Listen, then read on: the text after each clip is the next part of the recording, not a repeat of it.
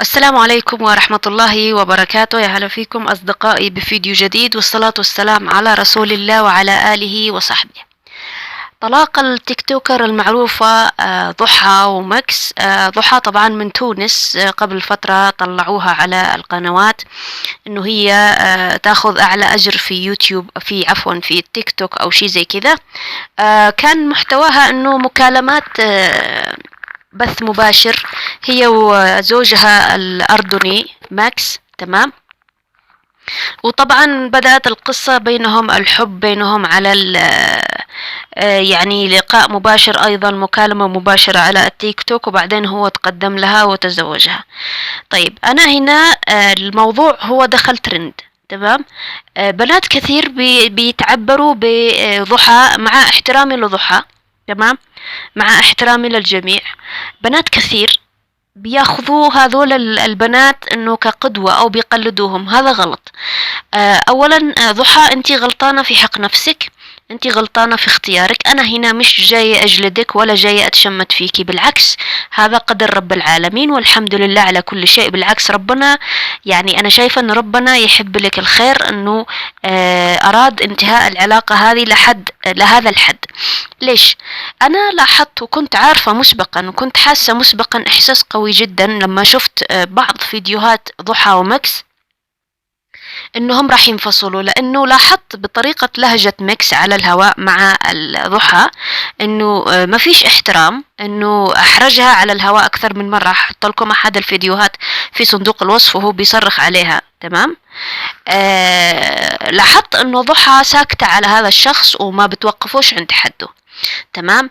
لاحظت ايضا الفيديوهات لما بدأت قصة الحب بين ضحى وبين ماكس، انه هي اللي كانت بتطري عليه بكلام الغزل والحب. ضحى يمكن بنت بريئة، واللي على يعني في قلبها على لسانها، وتربت في بيئة زي تونس مثلا، انه فيها مساواة بين الرجل والمرأة.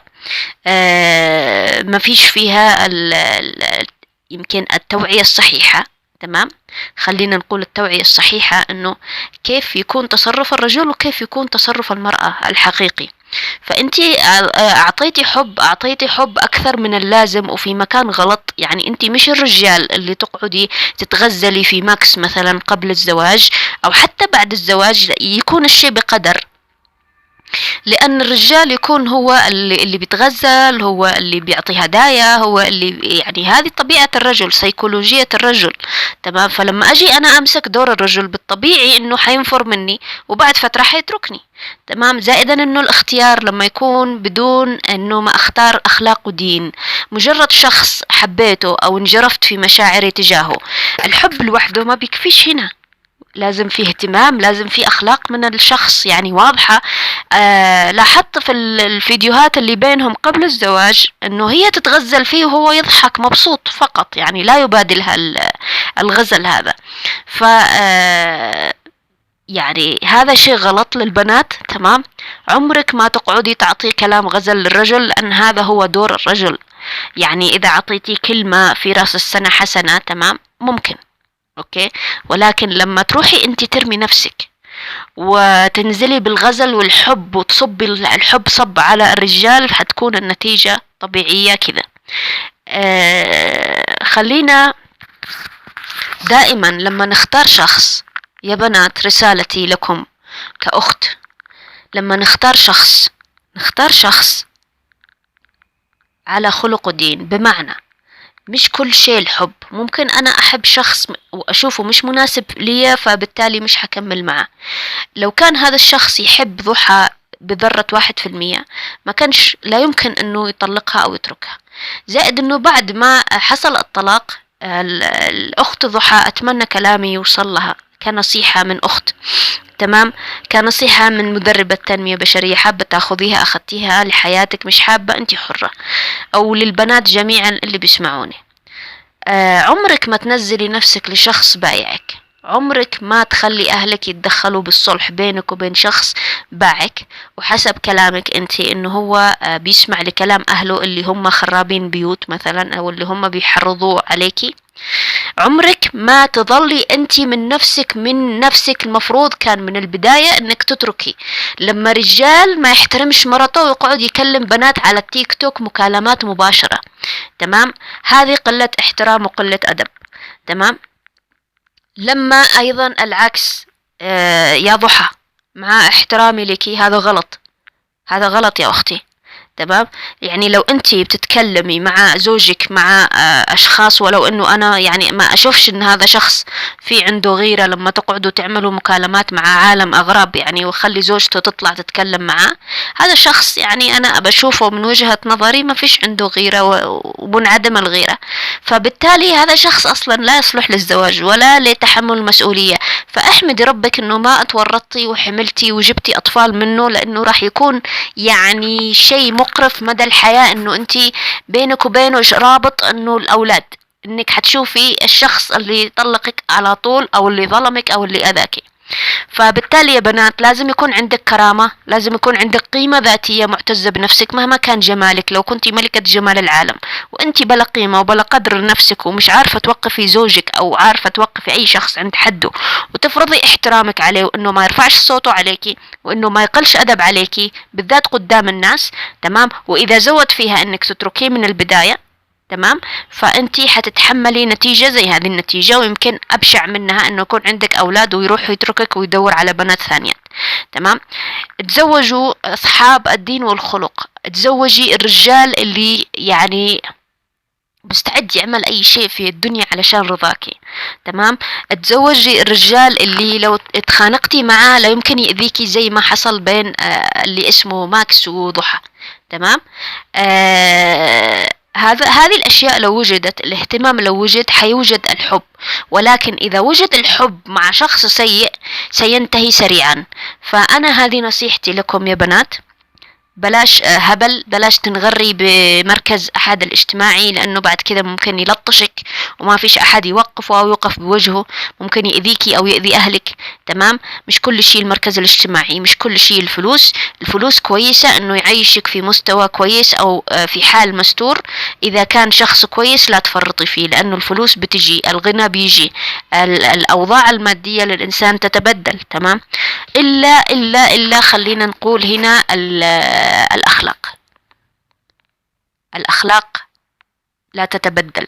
فدائما إذا كنتي بنت حلوة زي ضحى، وكل البنات يعني لا، كل واحدة لها جمالها وكل واحدة حلوة، تمام، إياكي تتزوجي شخص عجبه شكلك أو عجبه شيء عندك.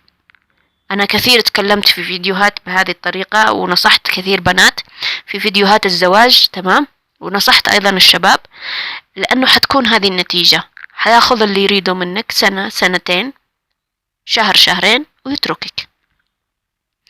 أتمنى من البنات إنك توعي على حالك. وطبعا في الأول في الأخير الطلاق شيء لا يعيب أحد، طلاق قسمة ونصيب، والزواج قسمة ونصيب من رب العالمين. ممكن يحصل لأي إنسانة وأي إنسان. تمام. احنا هنا بس بناخذ الدروس، احنا هنا بننصح ضحى بحيث انه تستفيد من هذه التجربة وتفتح عيونها. لما بنت تطلع يعني انه على الهواء مباشرة، صح انه تجربة الطلاق تجربة يعني تجرح وظلم قوي يعني لأحد الطرفين بيكون بالأغلب. تمام. فلا تطلعي تبيني دمعتك لأي مخلوق، أو لا تطلعي تبكي، أو لا تطلعي تحسسي إنسان باعك وتركك أنه أنتي متمسكة فيه. ما فيش أي رجال في العالم يستاهل هذا الشيء. خلي دمعتك بينك وبين نفسك، اقعدي فترة نقاهة مع نفسك، استقوي. تمام.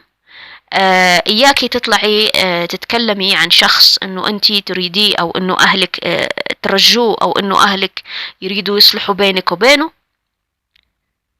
وهو شخص بالأساس أساسا مش باقي على شيء، بايع من البداية، هو بايع. مجرد أنه لا يحترم مشاعرك ويقعد يكلم بنات وأنتي موجودة في البيت، فهذا شخص مش محترم. يعني هذا شخص المفروض تخلعي اللي في رجلك وتعطيه فيها. يعني أنا مش عارفة أنتوا بنات بتسكتوا على نفسكم ليش؟ كرامتك يا ماما أنتي وياها، كرامتك يا حبيبتي، في شيء اسمه كرامة، في شيء اسمه احترام. انت كيف تفرض احترامك اذا من البداية هو رجل سيء؟ يعني ايش المشكلة؟ ملعون ابو المجتمع تحت الجزمة اذا يقول انت مطلقة او انت متزوجة، طز، اتركي وروحي، انجي بنفسك، انت لسه على البر. يعني مش عارفة ايش اللي بيخليكم تضيعوا سنة وسنتين وثلاثة وأربعة من حياتكم مع أشخاص هم لا يريدوكم، هم لا يحترموكم يا جماعة الخير. أنا كمان رسالتي للأهالي هنا، يعني خلي اعمل لنفسك قيمة وقدر ولبنتك قيمة وقدر. شخص لا يريدها أصلا لا يمكن أنك يعني بالعكس أنت توقف مع بنتك وتعطيه باللي في رجلك، باللي هو لازم، تمام، وتقول له بالسلامة باي باي، احنا اللي ما نريدكش. يعني بنت مثلا زي ضحى ايش ناقصها مثلا؟ يعني إذا واحدة مثلا زي شيرين عبد الوهاب هذه عندها مرض اضطراب الشخصية المازوشية، بتحب تاخذ بالجزمة على راسها، إنه يعطيها بالجزمة وترجع له وتبكبك وتشرشحه وهو يشرشحها ويرجعوا لبعض، تمام، ما اختلفناش، هذول يروحوا في 60 داهية. لكن واحدة زي ضحى مثلا، حبيبتي، ما فيش رجال يستحق في الدنيا إنه أنا أنزل قيمتي أو كرامتي. رب العالمين كرمني، خلقني مكرمة من عنده، ما خلقني لا علشان أنا أنزل كرامة البشر ولا علشان أنزل من نفسي لأي مخلوق. مفروض تكوني قوية، المفروض توقفي على حالك. أتمنى هذا الكلام يوصل إلى الأخت ضحى، أتمنى أنه ربي يعوض عليها، تمام. وكل شيء سلف ودين، يعني زي ما انظلمتي اليوم بكرة راح يلاقي اللي تظلمه واللي تخليه يبكي بدل الدموع دم. شوفي حياتك، ابدأ اشتغلي على حالك، بلاش انه نضيع وقتنا في التباكي، تمام. ندرس شي جديد، نسافر برا، ناخذ منحة، نكمل دكتوراه ماجستير، ندرس لغة جديدة مثلا، نعمل شي جديد، شغل جديد، مشروع جديد، نشغل أنفسنا ونشتغل على أنفسنا. الحياة ما توقفش عند إنسان، بيروح واحد بيجي 10 أحسن منه. فأتمنى أنه رسالتي تكون وصلت لضحى، لأي إنسانة اتطلقت، لأي إنسانة بتفكر في الطلاق لأنه وضعها صعب مع زوجها، تمام.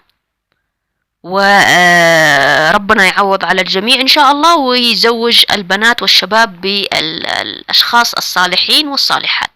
أنا هنا أتكلم عن الصالحين، أما الخباث خليهم ينعجنوا بينهم البين، يروحوا في 60 داهية، ملناش أي علاقة فيهم.